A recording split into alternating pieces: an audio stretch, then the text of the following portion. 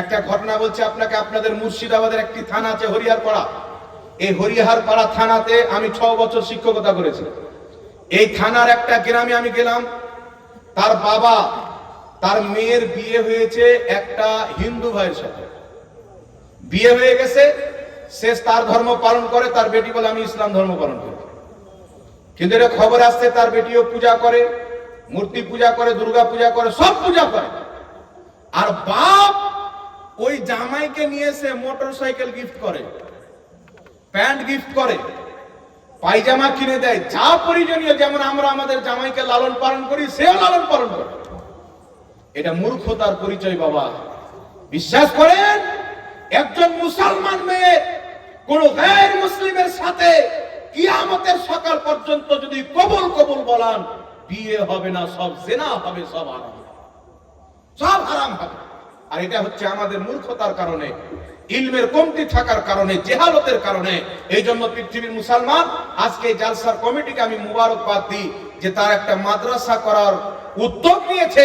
কমপক্ষে আমাদের ছেলে মেয়েরা আল্লাহ পাকের কোরআনটা তো পড়তে শিখবে। ঠিক বলছি না ভুল বলছি? জোরে বলে। কমসে কম কোরআনটা তো পড়তে শিখবে। আরে বুড়া বয়সে আপনার মতন তো পস্তাবে না। 60 বছর বয়সে কান্না করছে, বাবা এখন তো মরে যাব, বুঝতে পেরে গেছি, আমি কোরআন পড়তে শিখলাম না। জাওয়ানিতে কি করেছো? তাস খেলাতে আড্ডা দিয়েছো, জুয়াতে আড্ডা দিয়েছো, গাঁজা টেনেছো, মদ খেয়েছো। আর মরার টাইমে দেখছে আর তো আমি থাকবো না, এক পাও কবরে চলে গেছেন, তখন কাঁদছে। যদি কোরআন পড়তাম, পাশে একজন কোরআন পড়ছে, ও টেনশন আছে, শিখলে আমিও 2 পাতা পড়তাম। এই জন্য মরার টাইমে না পস্তে, না চিন্তা ভাবনা করে, এখন চিন্তা ভাবনা করে নিজের ছেলে মেয়েকে কোরআন পাকের শিক্ষা দেন, নবীর হাদিসের শিক্ষা দেন, যাতে আপনার ছেলে মেয়ে কোনো মুরতাদদের সাথে না চলে যায়, মুশরিকের সাথে না চলে যায়, যেন হারাম কাজে লিপ্ত না হয়ে যায়। কমপক্ষে খোদাকে চিনে, খোদার দেওয়া রাসূলকে চিনে। এই জন্য ইসলামে এই দ্বীন শিক্ষাকে বাবা ফরজ করেছেন।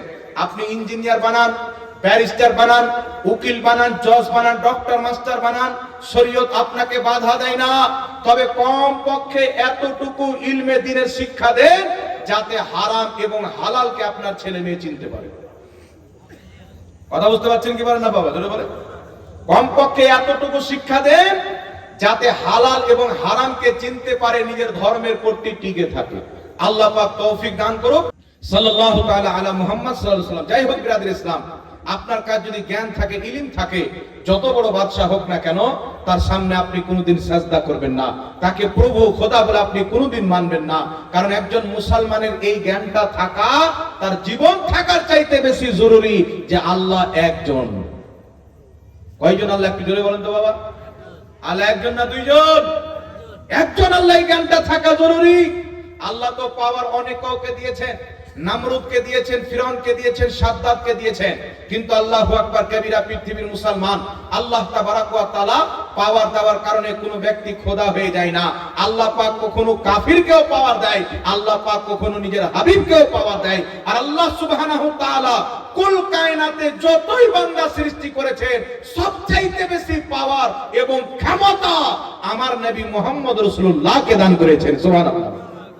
এই আমার নবীকে পাওয়ার দিয়েছে কি দেয়নি বাবা? জোরে বলেন। দিয়েছে না? কিরকম পাওয়ার দান করেছেন? মুখতারে কুল।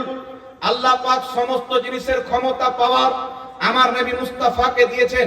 এটা হচ্ছে আহলে সুন্নাত ওয়াল জামাতের আকীদা। বর্তমান সময়ে মুসলমান নাম দিয়ে অনেক রকমের ফিরকা মার্কেটে বেরিয়েছেন বাবা, অনেক রকমের ফিরকা।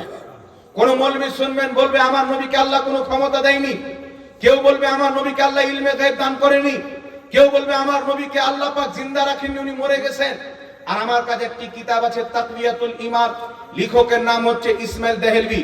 দেখবেন মার্কেটে একটা দল বেরিয়েছে তাবলীগী জামাত নামে।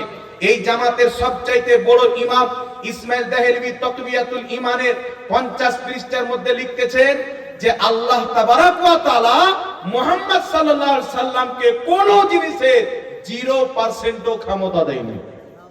চিন্তা করেন, যে খোদা নমরুদকে ক্ষমতা দিতে পারে, ফিরআউনকে ক্ষমতা দিতে পারে, সেই খোদা কি মুস্তাফাকে ক্ষমতা দেয়নি বাবা? একটু জোরে বলতে হবে। দিয়েছে কি দেয়নি? এখন কয়েকটি হাদিস আপনার সম্মুখে উপস্থাপন করছি। এদের আকীদা হচ্ছে যে আল্লাহ পাক নবীকে কোনো ক্ষমতা দেয়নি, কিন্তু সাহাবীর কি আকীদা? এদের আকীদা হচ্ছে নবীর কাছে চাওয়া যাবে না। বলে কি বলে না বাবা?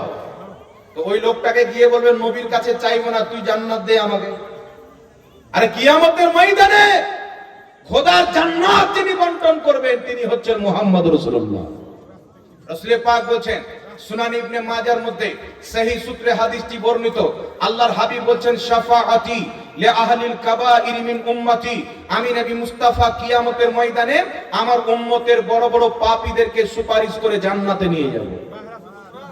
কাকে? বড় বড় পাপীকে জান্নাতে নিয়ে যাব। আর সাহাবার কি আকীদা ছিল? উঠান বুখারী শরীফের মধ্যে হাদিস, হযরতে আবু হুরায়রা রাদিয়াল্লাহু তাআলা আনহু, আল্লাহর নবীর লক্ষ লক্ষ সাহাবী ছিলেন, জিনার থেকে সবচাইতে বেশি হাদিস বর্ণিত হয়েছে তিনার নাম হচ্ছেন আবু হুরায়রা। বুখারী খুলেন, মুসলিম খুলেন, তিরমিজি খুলেন, নাসাই খুলেন, প্রত্যেকটি কিতাবে সবচাইতে বেশি হাদিস বর্ণনা করেছেন সাইয়্যিদনা আবু হুরায়রা রাদিয়াল্লাহু তাআলা আনহু।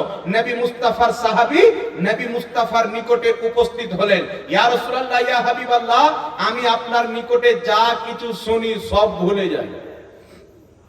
আমি আপনার কাছে যা শুনি সব ভুলে যাই, কিছু মনে রাখতে পারি না। আল্লাহর হাবিব সাল্লাল্লাহু আলাইহি ওয়াসাল্লাম, এই হাদিসটি বুখারীর মধ্যে রয়েছে, আপনি একটু আমার জন্য কোনো ব্যবস্থা করে দেন, একটু আমাকে কিছু দেন যাতে আমি কোনো জিনিস না ভুলি, আমার মনে থেকে যায়। হুজুর আপনার দরবারে বসে থাকি, কত হাদিস শুনি, কুরআন শুনি, আমার কিছু মনে থাকে না। আমার নবী মুস্তাফা সাল্লাল্লাহু আলাইহি ওয়াসাল্লাম বলেন, আবু হুরায়রা নিজের চাদরটাকে বিছিয়ে দাও। চাদরটা বিছিয়ে দিলেন। আল্লাহর নবী মুস্তাফা এইভাবে চুল্লু বানিয়ে চাদরে দিয়ে দিলেন। কি দিলেন আল্লাহ জানে, আল্লাহর নবী জানে, সুবহানাল্লাহ। তারপর রাসূল পাক বলছেন, আবু হুরায়রা এই চাদরটাকে নিয়ে নিজের কলিজাতে বুকে লাগিয়ে নাও। হযরতে আবু হুরায়রা বলেন, আমি সেই চাদরটাকে বুকে লাগিয়ে নিলাম, জানি না আমার নবী মুস্তাফা চুল্লু করে কি দিয়েছে। তারপর থেকে আমি নবী মুস্তাফার নিকটে যা শুনতাম সব মনে থাকতো, একটা শব্দ ভুলতাম না। জোরে বলুন সুবহানাল্লাহ। বলছেন আমি তারপর থেকে আর কিছু ভুলিনি। এই জন্য পৃথিবীর মুসলমান ইমামে আহলে সুন্নাত মুজাদ্দিদে দ্বীন ও মিল্লাত ইমাম আহমদ রাজা খা ফাজিলে বেরেলভী আলা হযরত रहमतुल्लाह अलैहि বলছেন, वो मालिके कुल है, पास कुछ रखते नहीं, दोनों जहां की नियामत है उनके खाली हाथ में, और मैं तो मालिक ही कहूंगा कि हो मालिक के हबीब, यानी महबूब व मुहिब में नहीं मेरा तेरा। আবু দাউদ শরীফের মধ্যে হাদিস আছে, হযরতে রাবিয়া নবী মুস্তাফাকে ওযু করার জন্য পানি এনে দিতেন। আমার নবী মুস্তাফা সাল্লাল্লাহু আলাইহি ওয়াসাল্লাম একদিন খুশি হয়ে বলছেন, ইয়া রাবিয়া তাসাল্লি, এ রাবিয়া তুমি চাও আমার কাছে কি চাচ্ছ? হযরতে রাবিয়া বলছেন, ইয়া রাসূলুল্লাহ আমি জান্নাত চাই। আল্লাহর নবী বলছেন তোমাকে দেওয়া হবে, আর কি চাও? তো তিনি বলছেন, ইয়া রাসূলুল্লাহ আমি জান্নাত চাই, জান্নাতে আপনার পাশে জায়গা চাই। দুনিয়াতে আমি আপনার খিদমত করি, আপনাকে পানি এনে দিই, আমি চাই জান্নাতেও আপনার খাদিম হিসাবে আমি থাকতে চাই। রাসূল পাক বললেন, তুমি এই কাজে সহযোগিতা করো, আমার বেশি করে সাজদা করো। একটু জোরে বলতে হবে সুবহানাল্লাহ। তো আল্লাহর নবী মুস্তাফার কাজ সাহাবায়ে কেরাম জান্নাত পর্যন্ত চেয়েছেন।